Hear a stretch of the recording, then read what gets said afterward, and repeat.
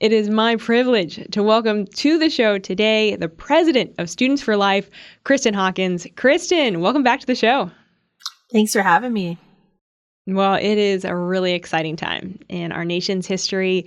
You were at the Supreme Court on Friday when that decision on the Dobbs case was released that officially overturned Roe v. Wade, and you were able to stand with so many students, so many pro-life advocates, and read a little bit of Justice Samuel Alito's opinion that overturned Roe v. Wade. Let's take a listen to that moment. Constitution does not confer a right to abortion!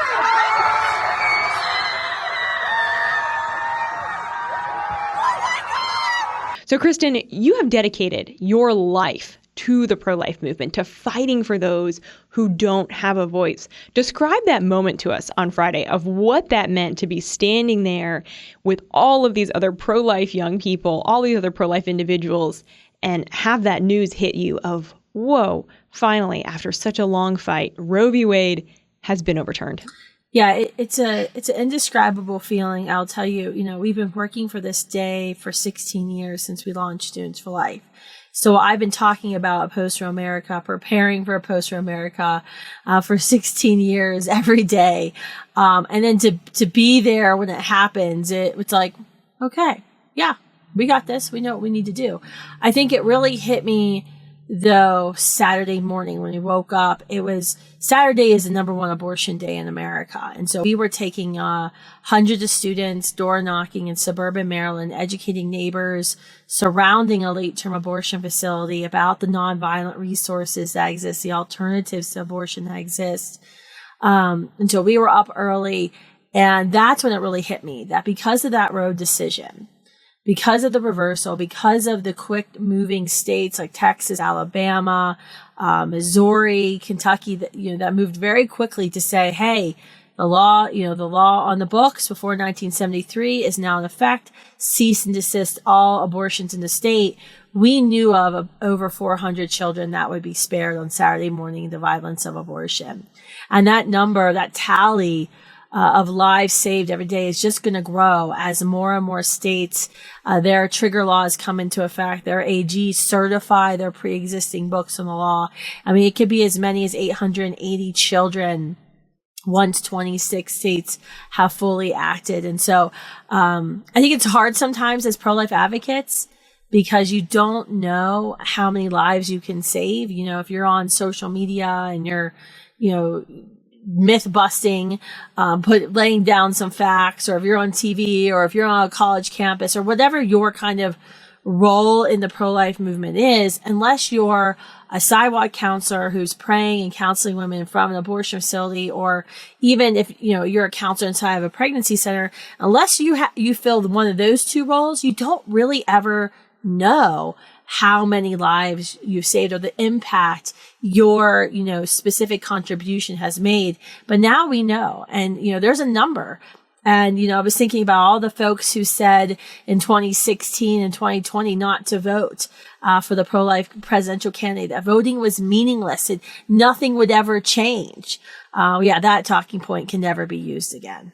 Well, and I love the fact that at Students for Life, you all are getting the younger generation so excited to be a part of being a voice for those that don't have a voice. You are mobilizing students. That's what you've done from the beginning. You've been mobilizing young people to really to be a voice on this issue. What are you hearing from your students, and what are they hearing from others on their campuses, among their friend groups about this decision? What do you think Gen Z is saying about Roe v. Wade being overturned?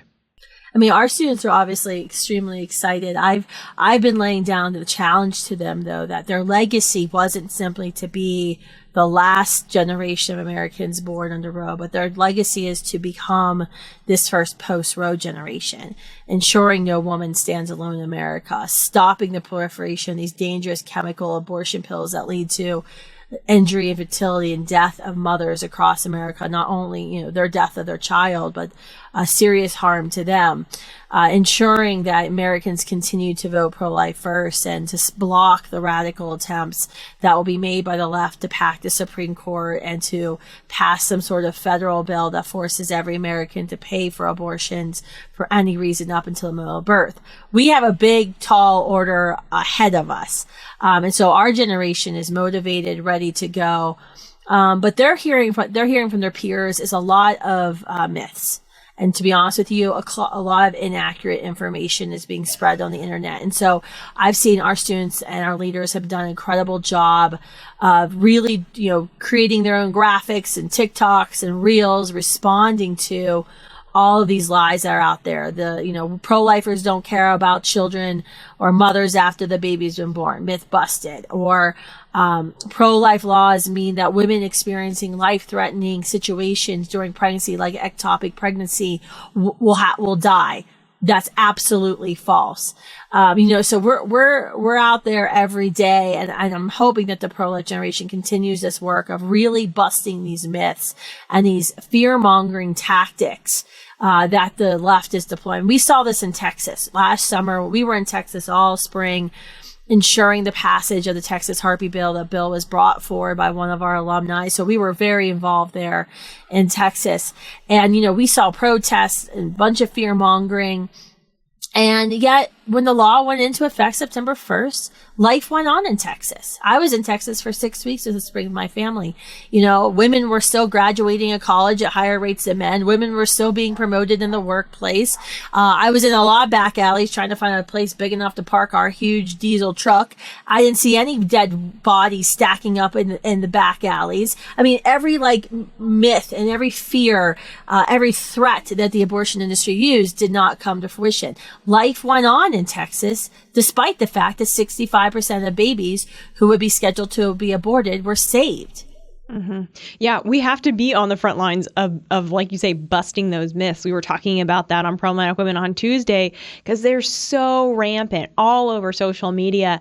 And you were speaking to some of the misinformation just earlier this week. You went on CNN and had this really great debate with one of the anchors there that was really pressing you on this issue. Let's go ahead and take a listen. The reality is, I think it's nearly half 500,000 kids end up in foster care. Now, I don't know how many of those were kids that, the mother wanted to abort and came from a disadvantaged home. But the reality is, you say that you're working on this, but so many kids still end up abused, neglect in the broken foster care system. And the reality is the governments in these states do not have the resources on the books, such as paid family leave, such as the extended Medicaid, to help with these situations. We could definitely talk about those policies, but the question is the solution to children in foster care to kill them? So, Kristan, most of us are not necessarily on national television talking about the abortion issue, but a lot of us are having conversations on social media with our friends, around the dinner table with family members. And one argument that you spoke about in that interview on CNN, and that a lot of people on the pro-abortion side are bringing up is, well, for those of you who are pro-life, you're really just pro-birth and you're not for things like universal child care or free health care. How do we respond to these kind of arguments? I mean, those are substantive policy debates. I was on NPR the other day and they pressed me and they wanted to know exactly what policies I was for. And I have a lot of opinions about different policies, especially as a mother of 2 children with a very expensive, life-threatening medical illness. I've spoken out vehemently against socialized healthcare and what it would mean just for my children. And so I have a lot of opinions about that. And in fact, I would say the pro-life movement has a lot of differing opinions. We are made up of liberals and conservatives in the pro-life movement. It is not a monolithic movement of white Republicans, white Republican men, which is what the mainstream media tries to say. I mean, but what is a man? I mean, who knows? But that came up in CNN. It came up at NPR. And I think when I'm having that conversation, say, look, I would love to have these discussions with you. But first, I think we all need to agree that babies shouldn't be scheduled to die. That even if you believe a baby may be highly likely or more likely to live in poverty his or her life, that we should at least agree that we shouldn't kill that child. to, we don't eliminate the sufferer, we eliminate the suffering. And then let's have that discussion. And that's really what the pro-life movement is saying is, hey, let's have a discussion about how not to kill babies. And then we would love to have these discussions. A lot of this stuff too is very inaccurate when we hear these things because we don't actually have a national abortion reporting law in the country. I did a second CNN hit a couple days ago. And, that was, the anchor was trying to press me on the number of women who die who are pregnant every year and how abortion's so much safer. You can't claim that because we literally do not have any government stats on this. We have none. We have the CDC, the abortion industry can self-report to the CDC. States like New York and California, the two largest abortion states, don't even report that in. We don't actually have good comparison numbers to even have an intelligent conversation there. Yeah, that's critical. We need the numbers. We need the backing. Can't just be making things up. And the abortion industry, every time that this has been put up, the abortion industry kills it. They don't want to have to report the number of abortions or the outcomes or what the demographics were of women. They will keep their own stats for themselves, but they're not going to share them with the rest of the world. Well, I want to take a few minutes to talk about the practical work of Students for Life, what you all are doing. I know you have so many different campaigns going on. Tell us a little bit about abortion-free cities and how you all are practically trying to be the hands and feet that are loving women and protecting babies. Yeah, we launched this last spring, and the idea is to go into cities with a holistic approach, knocking on doors in neighborhoods surrounding abortion facilities, educating Americans about the nonviolent alternatives that exist, which sadly, we've knocked on 120,000 doors. 73% of the neighbors we talk to don't know the resources exist. They all know where they can go to have an abortion, but they don't know about the nonviolent resources. We're running digital ads in the cities targeted to women who we think are most likely to find themselves in unplanned pregnancy, directly connecting them. They can pick up the phone, schedule an appointment right then and there, or start a chat on our standingwithyou.org website. We're running digital ads in those cities to 18 to 34-year-olds, those most directly targeted by the abortion industry and their propaganda. We're seeing minds changed rate between 18 and 31% in those cities. And we're also building coalitions with churches and other pro-life groups to be out in front of the abortion facility, offering support, to be reporting in on what's actually happening in those abortion facilities, to make complaints where we can in states that actually will investigate these dirty abortion facilities, to get folks involved, to get those who are sitting in the pews who say that they're pro-life to join us, either door knocking or on, putting a pro-life bumper sticker, or we have pro-life yard signs that just say, hey, free confidential support, standingwithyou.org. Really trying to get the entire community involved in this, moving, well beyond what we do on campuses, which is changing minds and transforming the policies to be friendly towards pregnant and parenting women, which 1 out of 20 college students is pregnant or parenting, but moving it and shifting it into the communities. One thing that I'm particularly excited about that we're doing because of the things we've learned through this abortion-free cities campaign this year is a Standing With Her Sunday, a national simulcast on Sunday, August 28th. And it's a live event for churches and small groups. Folks can host it for free. They get a kit, stickers and all that stuff. But the goal is to give people who've said for so long that they're pro-life kind of a virtual tool belt of, okay, if I have a friend or a family member who's hurting from a past abortion, go to support after abortion. If I know a woman who's taken the first pill in the dangerous chemical abortion pill cocktail, she can go to abortion pill reversal. I know a woman who is in crisis who needs help, go to standingwithyou.org. And so we're trying to get all of these resources. So we've got, the former, the Bishop of the Church of God in Christ, which is the largest African American denomination in the country, Dr. Alveda King, Turning Point Faith. We're trying to really unite the movement into arming folks with the information. You can go to standingwithhersunday.org to sign up, to watch, to host. But that's really where I feel like it's an offensive battle. You know, there's a lot of defensive battles right now in the pro-life movement. Of the 2022 midterms are going to be huge. State legislative races, which we've been playing in. Protecting women against abortion trafficking over state lines and these chemical abortion drugs that are going to be shipped even into states that have banned abortion. But offensively, something that we all can do is ensure no woman stands alone. Mm-hmm. Yeah. No, it's so simple, honestly, of just saying, hey, I'm going to come alongside you. I'm going to support you, both practically, just meeting practical needs, emotionally, just being a friend.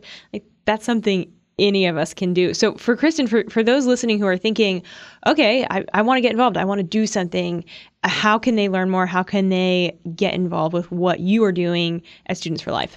Yeah, you can go to studentsforlife.org.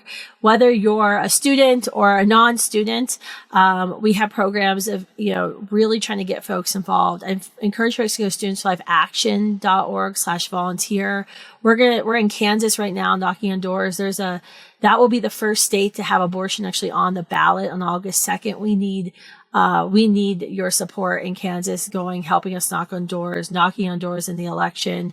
Go to standingwithhersunday.org, sign up to host this free national simulcast on Sunday, August 28th. Follow us on social media and just take the graphics and the videos. My podcast, Explicitly Pro-Life, we put out clips all the time and just spread those out to dispel the misinformation that's out there. Kristan, before we let you go, final question. Do you consider yourself to be a feminist? Yes or no? Why or why not? I used to call myself a feminist when I was in college. I would always say I was a pro-life feminist. I don't really use the term anymore. I know some of our student leaders do use the term. I only use the term really if I really want to make the left mad on a TV interview, because they hate pro-life women using the term. I think my life, I talked about this a lot. Like, I think the way I live my life is really, because of the first and second wave, some of the first and second wave feminists. I run an organization of, 100 employees, mostly of all women. Most of us are working moms. I'm a working mom of 4, children. My husband, is now, our stay-at-home homeschooling educator in our home. Like, I live this unconventional life. And I think the life I live is because of some of the struggles that the first and even the second wave feminists had to make to ensure that, like, I can own property, that I can open up a bank account, without my husband's permission. That was a kind of a big deal. But no, I don't consider myself a feminist, because the feminist movement has lost what it said it was fighting for. Mm-hmm, mm-hmm. Kristan, thank you so much for your time today. For all of you out there listening, be sure to check out the work of Students for Life. And Kristan, thanks for your time. We really appreciate you joining the show. Thanks for having me.